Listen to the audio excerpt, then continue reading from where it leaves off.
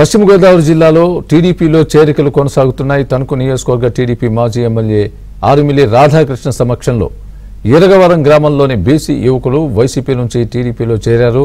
వీరికి రాధాకృష్ణ పార్టీ కండువా కప్పి టీడీపీలోకి ఆహ్వానించారు.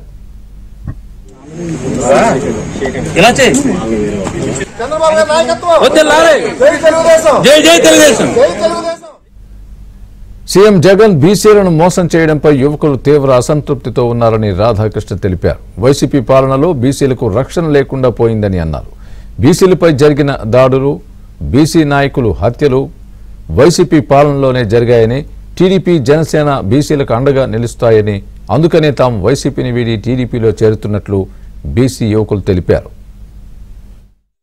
రాబోయే రోజుల్లో మరలా తెలుగుదేశం పార్టీతో చంద్రబాబు నాయుడు గారితోనే బీసీలకి ఒక అండగా ఉంటుంది తెలుగుదేశం పార్టీ, జనసేన అనేది అందరూ కూడా నమ్ముతున్నారు. బీసీలకి రక్షణ చట్టం అమలు చేస్తామని తెలుగుదేశం జనసేన ప్రభుత్వం వచ్చిన తర్వాత ఏదైతే చంద్రబాబు నాయుడు గారు హామీ ఇచ్చారో ఆ హామీకి కూడా పెద్ద ఎత్తున స్పందన లభిస్తుంది. అలాగే ఈరోజు బీసీలందరూ కూడా పెద్ద ఎత్తున తెలుగుదేశం పార్టీలోకి రావడానికి ఎంతో ఉత్సాహంతో ముందుకు రావటం, ముఖ్యంగా యువకులందరూ కూడా ఈరోజు బీసీ యువకులందరూ కూడా తెలుగుదేశం పార్టీలోకి రావడానికి వారందరూ కూడా ముందుకు వస్తున్నటువంటి పరిస్థితి.